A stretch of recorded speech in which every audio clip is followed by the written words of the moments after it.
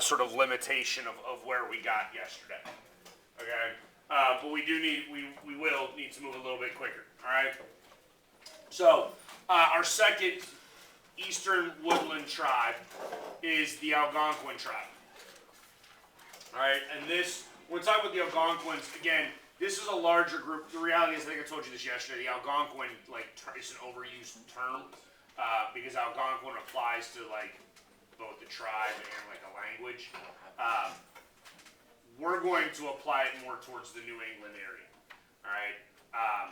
So when we talk about the Algonquins, we're going to predominantly talk about New England and the tribes that are up there. Initially. Well, let's go with this.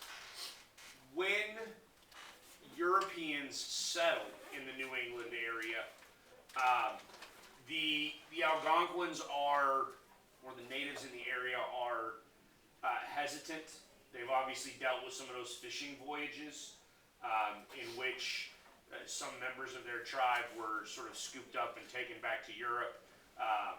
Not always with nefarious means, right? It wasn't always an attempt to, actually kidnap and enslave people. Sometimes just a desire to sort of learn and get to know one another. But for the most part, the New England settlers and the natives early on have a pretty good relationship, right? Now, some of this you should already know from pop culture because this is where Thanksgiving comes from. Yes. Oh, that's crazy. Yeah, Thanksgiving. If you didn't know that, Thanksgiving comes from New England, not from Jamestown. Oh, you don't even know what? What's Jamestown? Is that the first? Jamestown is Virginia. Oh.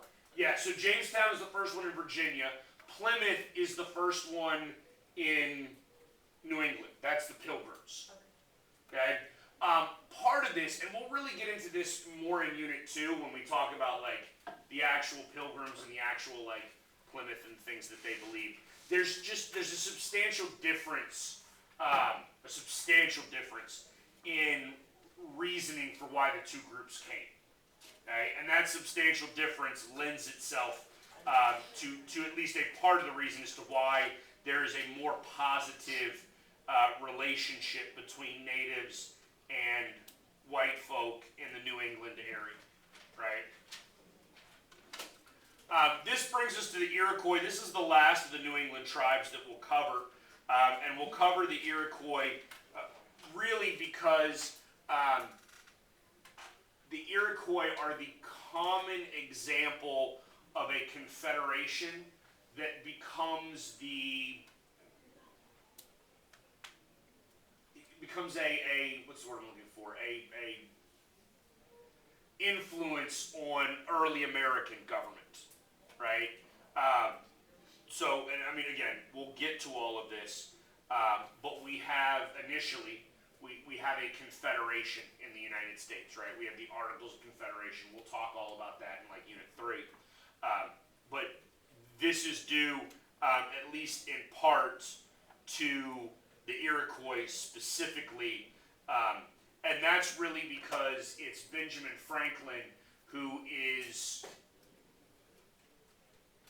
the big sort of proponent of the Iroquois nation, right? So Franklin, if you don't know, Franklin is a Pennsylvanian, right? That's where he ends up residing. And so if you go back to this little map, right? Again, I don't know how well you know geography, right? But there's Pennsylvania, and then Western New York is that area on that map, right? Present day Western New York. Okay. So the Iroquois are made up of 5 different tribes. Right? When we use tribes there, that would be that term bands, yes, right? And then the Iroquois are a nation, right? So to say Iroquois is somewhat of a overgeneralization, if we understand that, right? There's some subtle differences. These tribes, and this actually happens fairly frequently in confederations, right? These 5 tribes actually used to fight with one another, right? They used to not like one another, and then eventually you get one guy that kind of realizes, hey, we're just over here killing each other for no actual gain. Like Genghis Khan. No, Genghis Khan killed people for gain. No, I mean different tribes. He united them. I don't know world history. Yeah, I mean I know who Genghis Khan is, but like that's I don't know world history. Okay,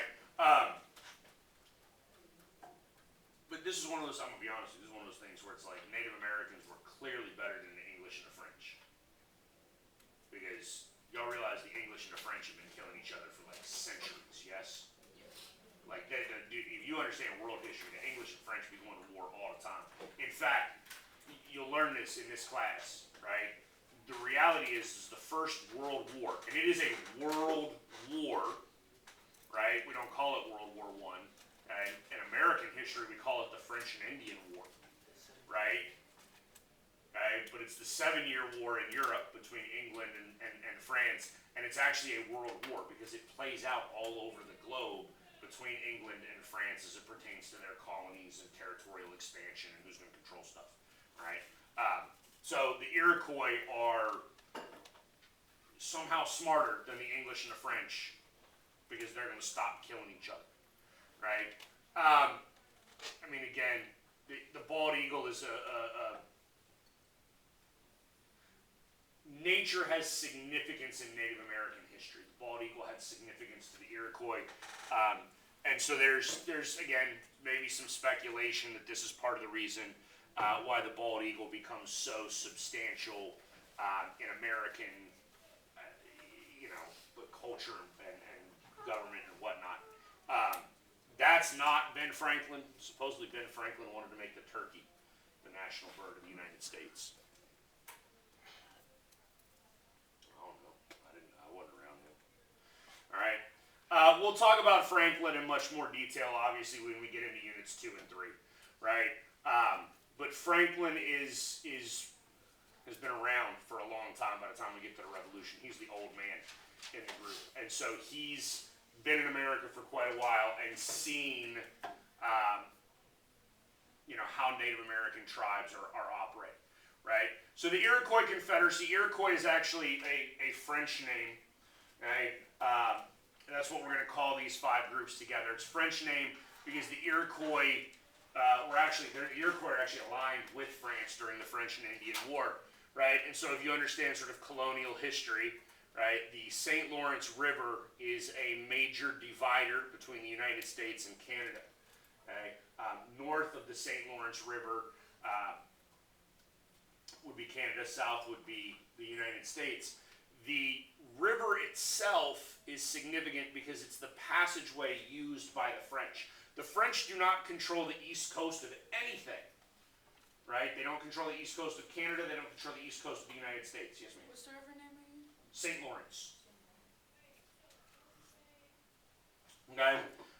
But so the St. Lawrence River will come into, that is Lake Ontario, then you can get into Lake Erie, Lake Huron, Michigan, Superior, I forget, it gets you into the Great Lakes region. The French are big into the Great Lakes region. Again, if I were to go back a couple of slides to that map, okay, and again, you can see it up here on my map, this is Lake Ontario. Yeah, pretty sure it's Ontario. That's a border or a boundary for the Iroquois Nation, right? So they're engaged in trade with the French because the French are coming down the St. Lawrence, and the French control sort of what we call the Rust Belt, or the Great Lakes region. We'll call it the Great Lakes region. They control the Great Lakes region. This is why Montreal is still a French-speaking province of Canada today, right? And they're setting up outposts, and they are trading with the French, and the Native Americans are trading it, right? So the Iroquois, I told you a second ago, they have a significant impact on American government. This confederation, this idea of bringing 5 different groups together and trying to have one cohesive government or one cohesive, at the very least, sort of defense pack, because you do have the Mohicans that are up there, the Abenaki, some of the other Native American tribes that are not friendly with the Iroquois, right? So that way, if you were to attack one of the sort of subsets of the Iroquois Nation, you essentially attack all of them. Aren't the Mohicans the same as the Mohawks?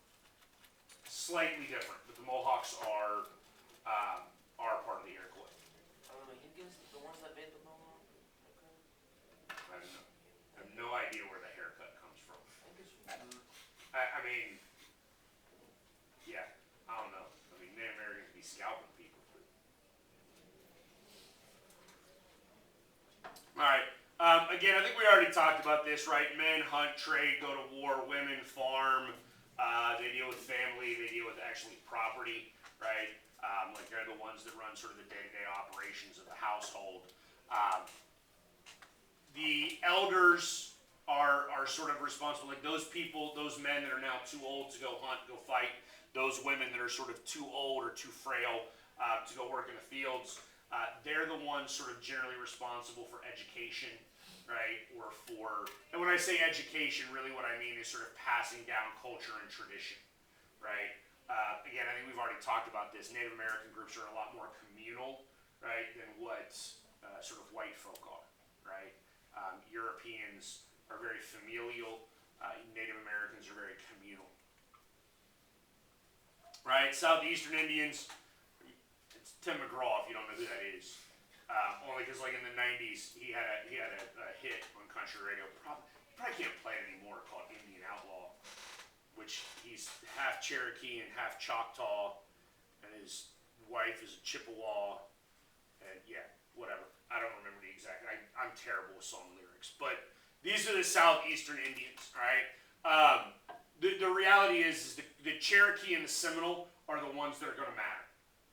Okay. Those are the ones that I would like test you on. You don't need to write them all down.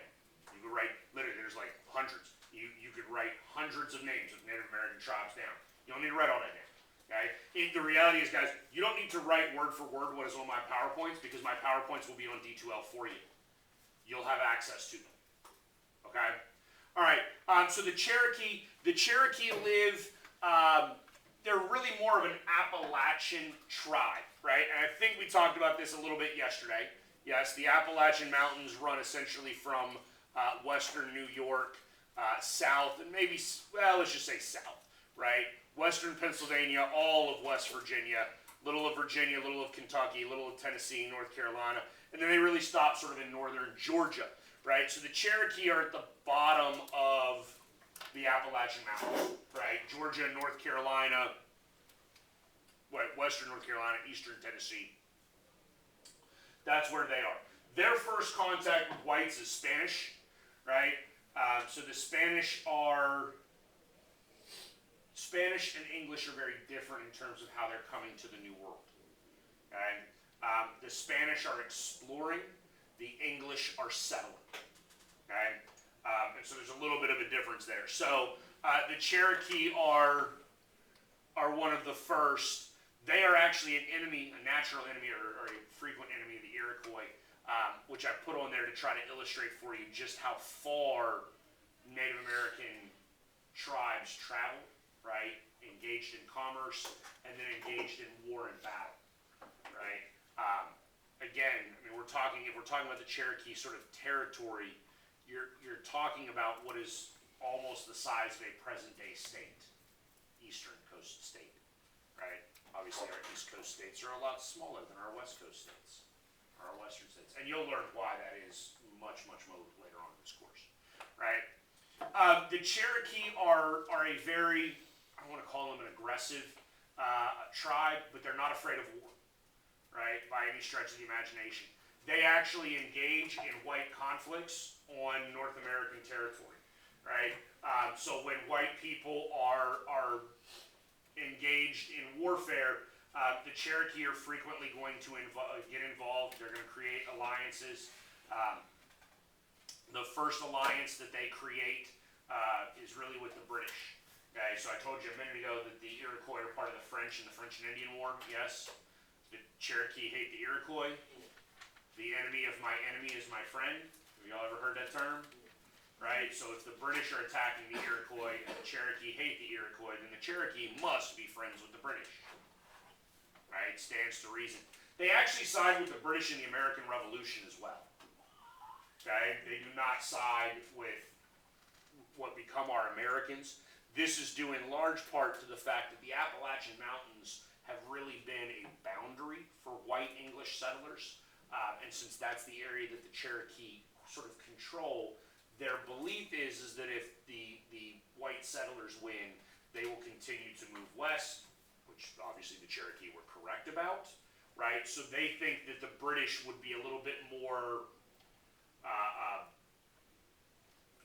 open to, or a little bit more willing to recognize territorial claims by the Comanche, right? Or not the Comanche, excuse me, the Cherokee, right? As the Cherokee are beginning to adapt to this concept of land ownership and property and things like that, right? The Cherokee are actually one of our Native American tribes that really tries to adopt white culture. They try as a group to assimilate in the sense that the Cherokee have a written constitution eventually, right? They're going to take some of these white ideas that they see around them, and they're going to try to emulate that in order to try to create some sort of equity amongst nations, right? You have your written laws and your government, we're going to have our written laws and our government, and therefore we are both equal, okay? That obviously doesn't work. The Cherokee are one of the predominant, they're not the only, I want you to understand that. They are not, Andrew Jackson did not, with the Trail of Tears, just go down to Georgia and be like, we won't kick out the Cherokee. Okay, he kicked out everybody. Right, but the Cherokee are one of the more prominent groups relocated, right, or removed from their land and sent to what is now present-day Oklahoma. Right, this really happens during the presidency of Andrew Jackson. We have an entire unit. Unit 4 is Andrew Jackson. That's how important Andrew Jackson is to history. We'll cover him much later. Andrew Jackson hated Indians, like with a passion. He hated a lot of people. He was an angry, angry man, right? Right? You may learn there's some similarities between Andrew Jackson and Donald Trump. There are. There's some significant similarities between those two people. And just like Donald Trump, Andrew Jackson is a very complex president to determine whether or not he was a good president or a bad president, right? He did some things that were really, really good as president of the United States. Obviously, like kicking people off their land ain't one of them, right? He did some very, very horrific things as well. And so we have the Indian Removal Act of 1830, basically saying that white folk now need this land. There's actually some gold found in Georgia. In fact, they're usually when there's some sort of resource found like that, some sort of riches, right? Like what white people, right? That's a lot of W's. What white people would call riches, right? They're going to want to come into that land, that territory, that area, and then they're going to dislocate or remove Native Americans from the area. Okay, so that's sort of the idea behind it. There was actually a treaty that was negotiated between a few members of the Cherokee Nation, right, and the American government. However, those people did not have the authority to speak for the Cherokee Nation as a whole. They were not members of like the Cherokee government. Y'all understand, I cannot go and negotiate a peace treaty with Vladimir Putin, yes? I do not represent the United States, okay?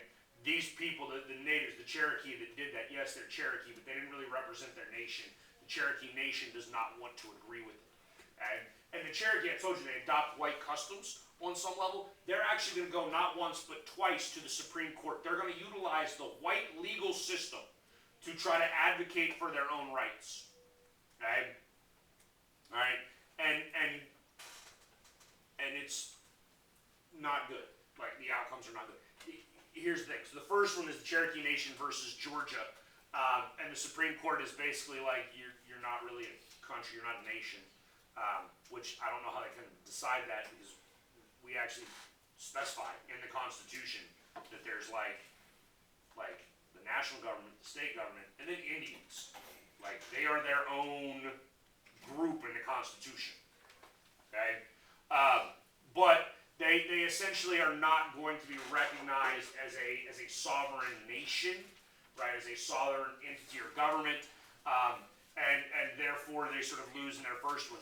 In the second one, they're actually more successful. Because the state of Georgia is trying to pass laws that pertain to Cherokee living in sort of the boundaries of Georgia. And the Supreme Court comes back and says, Georgia, you can't do that. That is an extension of, or an overreach of state power, right? Any Native American relations has to be done at a national level, right? If you don't understand how this works, y'all know that gambling is like illegal in every state except 2, yes? Can you gamble on Native American land? Yes. Yeah. Right? Because it's not subject to the laws of the state. Right? Reservations are overseen by actually like the Bureau or the Department of Indian Affairs. Right? They're overseen at a national level. They exist sort of outside of state law. Okay? And the Supreme Court is going to uphold that with that. But ultimately, here's the other thing about Andrew Jackson. He doesn't give a damn about what the Supreme Court says. Right? So when the Supreme Court is like, hey, the national government has a treaty with the Cherokee and the Cherokee stay there and the state of Georgia can't like kick them out, Andrew Jackson's like, I don't care. I'm going to take my army down there and move those people off the land anyways. Which is what he does. Right? Like by force. Okay? The Seminole exists in present day Florida. The Seminole are really important for a handful of reasons. Right? Again, their first encounter is with the Spanish. And is it Cortez or De Soto? I don't remember. I don't care. Right? Some Spanish dudes coming through Florida. Okay? In fact, all the way up until like 30 something, Florida is a part of Spain. Okay? So when you look, and I'm sure with I'm not sure. I would imagine with colonialism, you'll see a map at some point in time of like what European folk own or claim what lands. Right? Spain kind of has this, and then Spain has a whole bunch of this over here. Right? England has this. France basically gets the Mississippi River down to New Orleans, and then France claims a whole bunch up here, and England is claiming a whole bunch up here. Okay? There's some overlap in that, but originally Florida is Spanish territory. Even upon the creation of the United States, right? Like once the U.S. owns this is still Spanish Florida. Okay?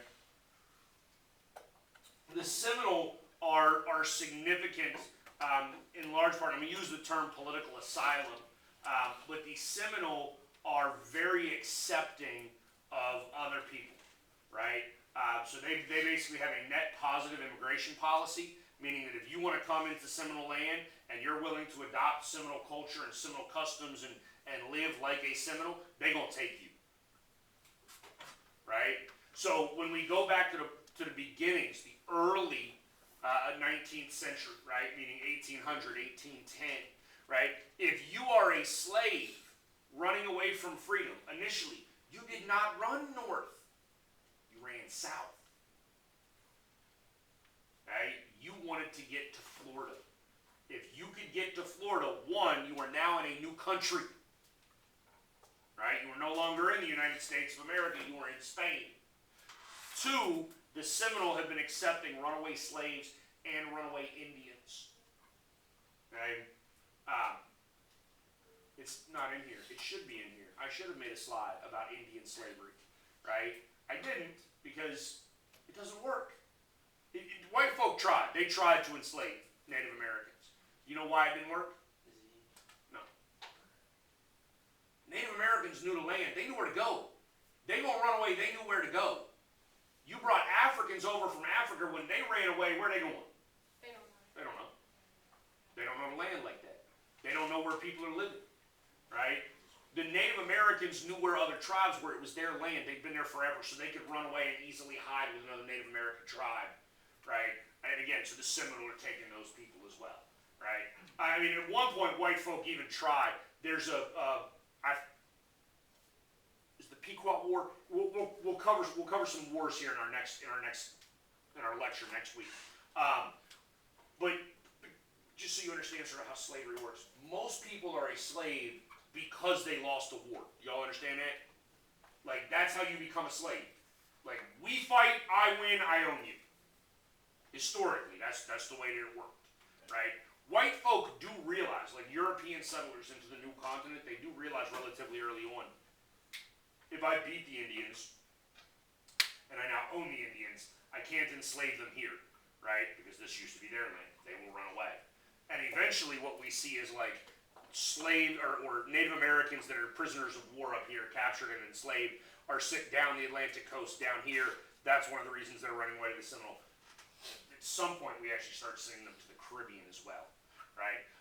The Seminole are also really important because the Seminole engage in not one, not two, but three different wars. There's 3 Seminole wars. The Seminole are actually the only Native American nation today, right, that has still not surrendered to the American government, technically, right? With the Third Seminole War, anybody here from Florida, been to Florida? Y'all know about like the Everglades, the swamps, right? Basically, by the Third Seminole War, the Seminole are just running away and hiding in the swamps. And white folk are like, I ain't going in there. I'm not gonna let no gator get me. Okay? And so they leave them alone. And so there's really no resolution to that last conflict. So the Seminole are technically like victors in their war against America. Alright? Plains Indians, this is a general overview of what Plains Indians were. Okay? So this is a group that really, really embraces the horse. Right? Y'all know horses are not native to North America?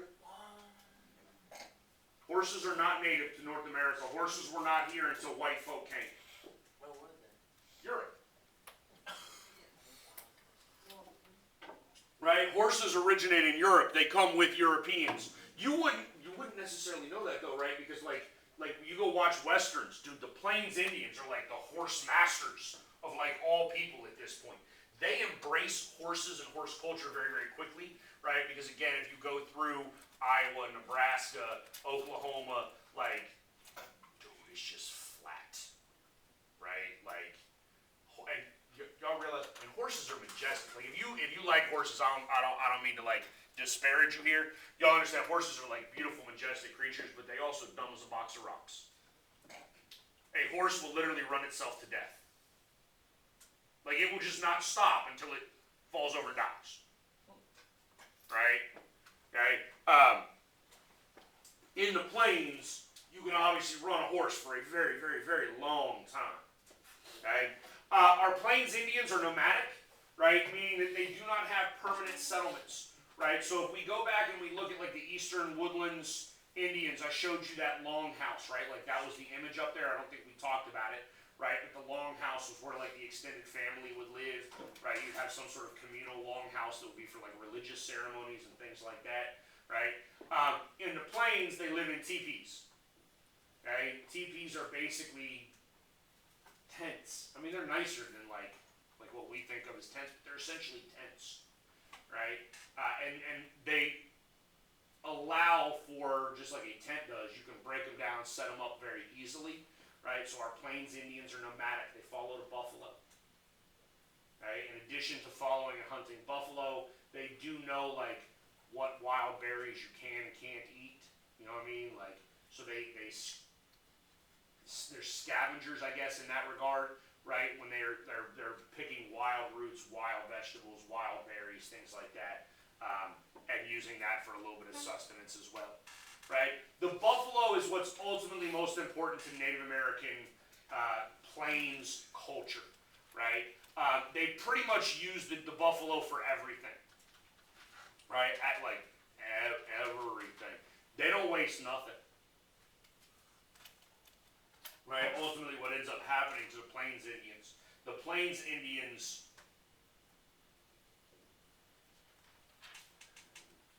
they stop being free. We're going to use the term free.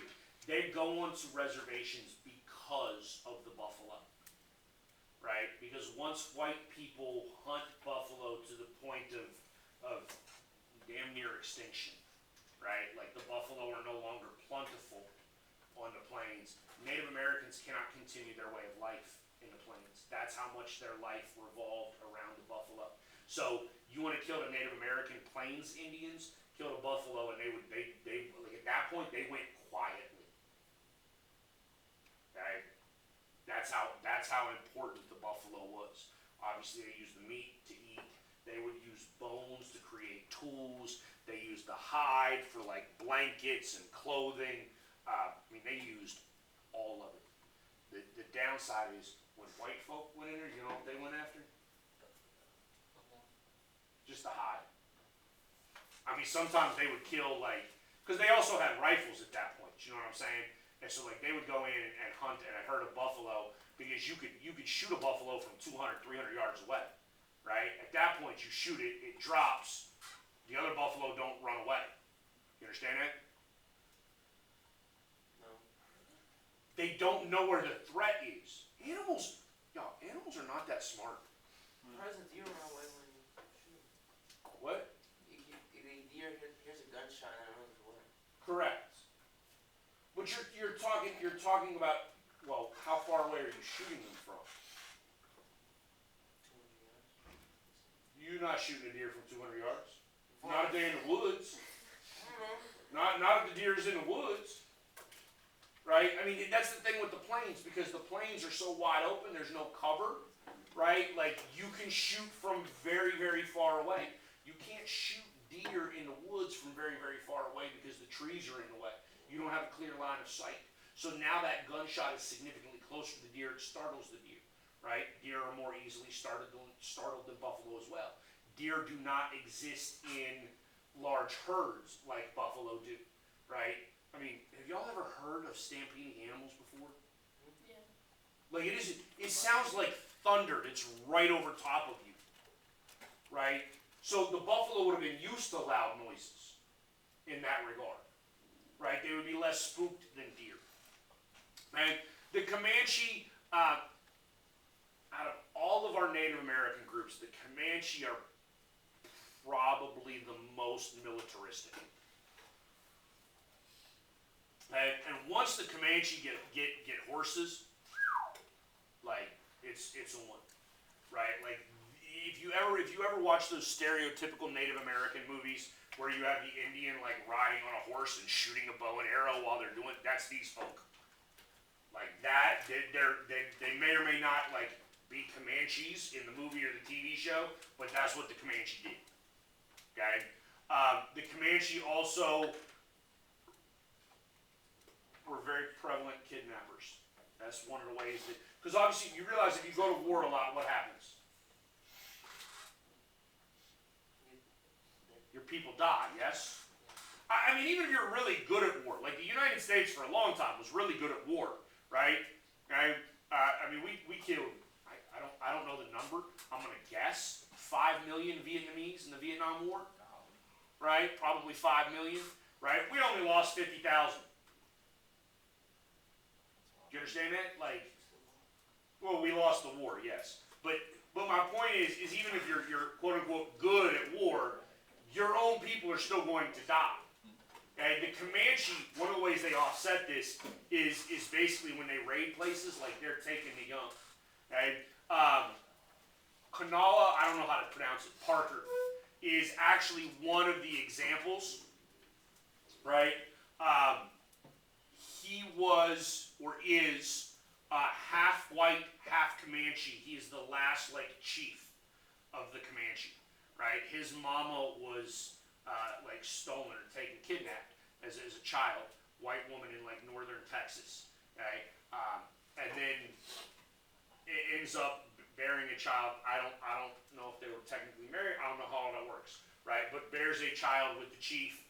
Her son, half white, half Comanche, grows up and sort of the last chief of the Comanche. Ultimately, what does the Comanche in is disease, right?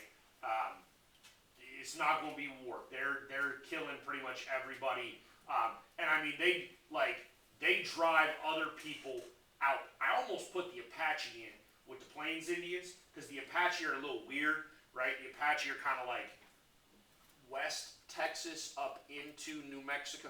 The Comanche drive the Apache out, and the Apache, like, they were so militarily awesome, we named a helicopter after them.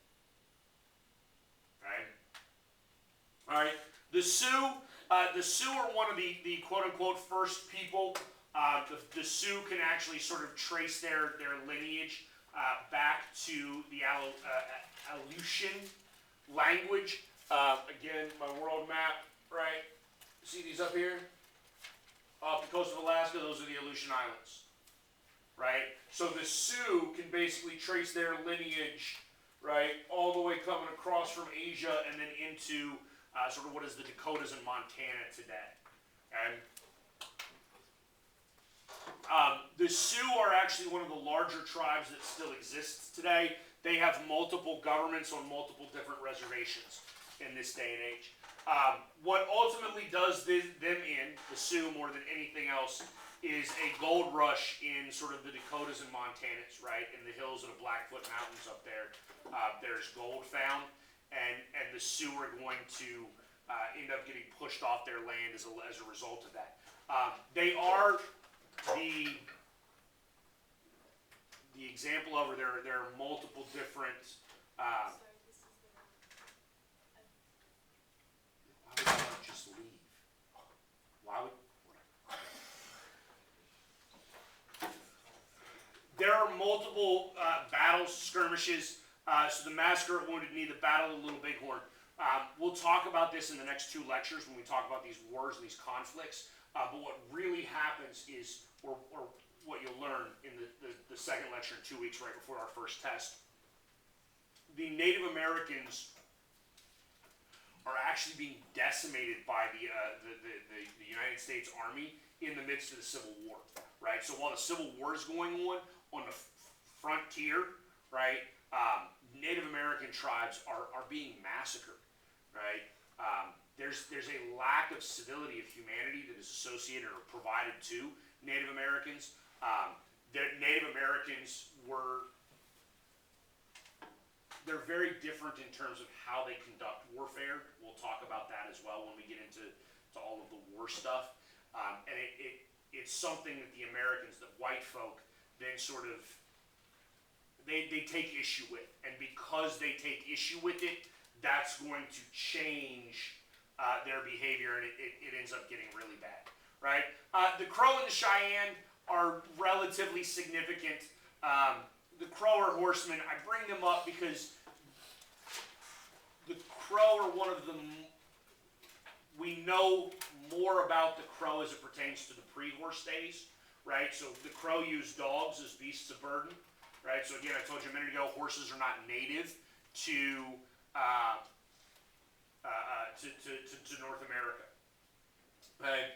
Dogs are, right? So they would use domesticated dogs, and then the dogs would basically drag stuff, right? That travois, or however you pronounce that, it'd be a French term, right? Is basically two sticks, right? Like tied together at the top, so you kind of make it a triangle, yeah? Like in a sausalese triangle, right? Where these two sides are the same and the bottom is a different length.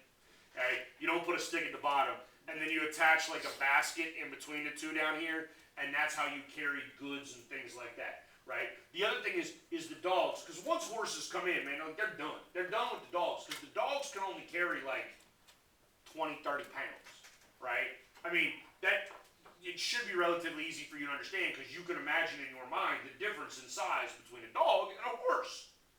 Obviously, the horses are going to be able to drag a whole lot more. This is another fun fact, right? Drag. Like, we're talking about the 17th century, and Native Americans didn't have wheels. Those two sticks just drug on the ground, right? Now, I'm not saying that like Native Americans didn't invent wheels, but again, without the concept of land ownership, right, and like property, they're not dealing with roads, in which case wheels can actually be detrimental, right? Because y'all actually understand, you don't play the game like Oregon Trail anymore.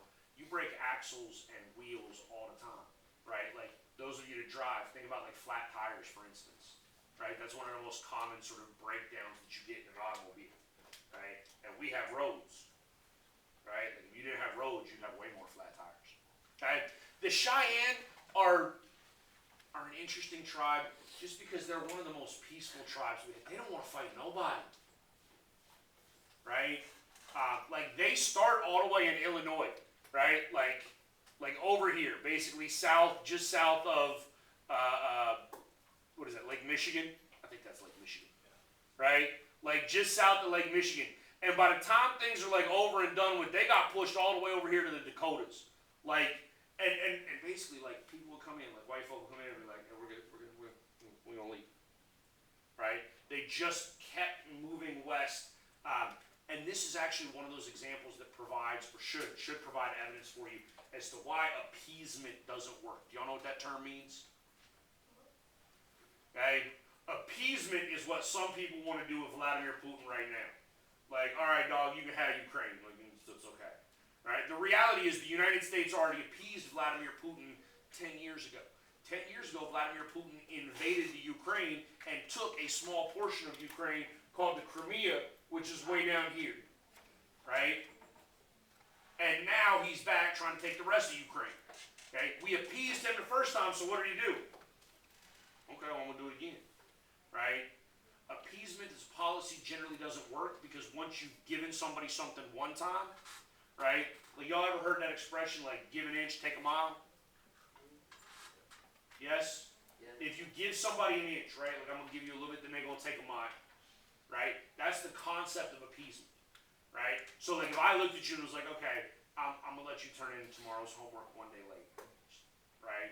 Well, then the next thing I know, one of you was 2 weeks later, like, well, you let them turn it in a day late. Why can't I turn it in late? Because you're trying to get 2 weeks out of it. You understand what I'm saying? Like, that's human nature. Okay? So that's why appeasement doesn't work. Southwestern Indians. Southwestern Indians, their early contact with Spanish missionaries specifically, right? So now we're basically getting into, like, what is the southwest of the United States, the United States Southern Rockies region, right? So when we're looking like West Texas, New Mexico, Arizona, yes, you have some mountains through there. You got a lot of plateaus in that area. Very arid. You know what arid means? Dry, right? Not a lot of water, not a lot of rain. Okay, so they have to build permanent communities around water sites. Okay, there are some significant rivers that run through there. Obviously, hopefully you know about the Grand Canyon. Yes, right? Like that is the result of a large river running through that area for eons, centuries, however long ago it was. Okay, so our Southwestern Indians, right? They actually create relatively significant societies, right? Relatively advanced societies, right? A lot of the times they're built in sort of side of a cliff or side of a mountain, right? That actually helps too with the temperatures in the area, right? If you're ever like, I'm gonna be honest with you, if the world ever just completely goes to pot, you know what I mean? Like power goes out and all of that, dude, go live in a cave. Honest to God, I don't mean that sarcastically. Like if you dig into the earth and you only got to dig down like 10 feet, right? You dig down in the earth about 10 feet and the temperature in your house will remain pretty much constant at like mid-60s. It ain't warm, right? But it will never really get cold, right? It doesn't freeze because you're that low. Like that's why if you ever come from like up north, like up north, right? That's one of the reasons they have basements, right? So that you can run them pipes deeper into the ground so they don't freeze in the wintertime, right? The lower you go, the better off you are. All right. So when we go with the Navajo first, I think the Navajo and the Apache are really the only two I'm going to talk about here, right? The Navajo are one of the largest tribes in the United States today, right? Over the course of time, there was sort of a shift in their lifestyle, right? So they started out a little bit more nomadic, hunters, gatherers, right? Then in the southwestern United States, Indians figure out irrigation. We know what irrigation means? It's basically the man-made manipulation of waterways, right? So we're going to change where water flows. That allows for the creation of agriculture, right? So now the Navajo are going to start with the little three sisters, right? Corn, bean, squash, okay? And then as the Spanish come, the Spanish missionaries come, the Spanish missionaries bring goats and sheep, right? And so they're going to raise goats and sheep, right? Goats and sheep both actually do really well in more mountainous terrain, right?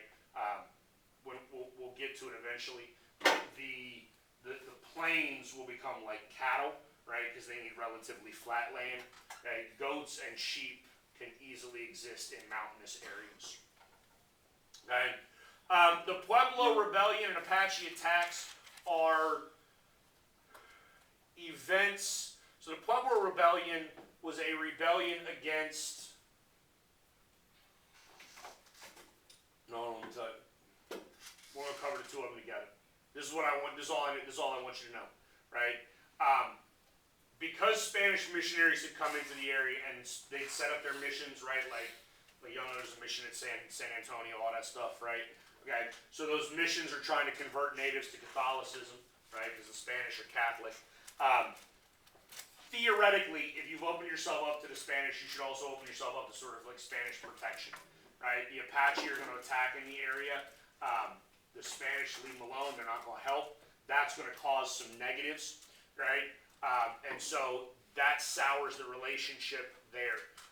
Eventually, because they're gonna sort of rebel and start fighting back. Bosque Redondo is essentially just learn it as the Navajo Trail of Tears. Yes, okay, that's where the Navajo went for their Trail of Tears when they were removed. Bosque Redondo, I believe, is in New Mexico, if memory serves. Fun fact about the Navajo, not related to this semester, right? The Navajo language is actually a language that the United States used during World War II as a code, right? It's like a military code. So the Navajo would talk to each other in their language, right? Airplane would be bird, tank would be turtle. The Japanese never figured it out. It's one of the few codes the Japanese never cracked, right? The Apache are pretty militarily fierce.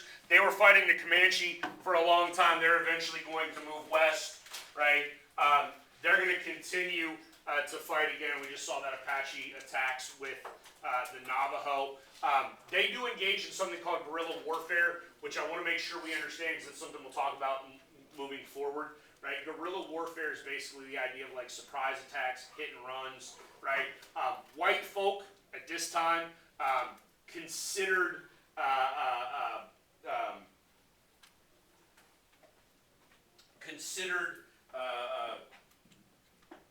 guerrilla warfare to be dishonorable, right?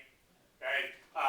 And so to sort of give you an example, like if you and I have beef and we're gonna fight, right? Like we decide we're gonna fight after school, right? You and I would stand toe to toe. Like I'm gonna swing, you're gonna swing. One of us is gonna walk away. Yes, that's honorable, right? Native Americans or guerrilla warfare is the idea of me just running up from behind in the hallway and like knocking you out before you even know I'm there and then running away, right? You understand militarily though, that's the way smarter way to do things, right? Like here's the thing, like I go toe to toe with any of y'all because I'm bigger than you and I'm better trained, right? Like I'm trained in hand-to-hand combat in the Marine Corps, but like you don't go head to head with somebody that you know is bigger and better than you. Eventually, what happens with the Apache is all this fighting occurs, like there's prisoners of war. Things get really, really bad, and basically just executing each other as prisoners of war. Again, less honorable concept, which creates a problem. Why did this stop working? All right, well, I'm out of time. So, have a good day.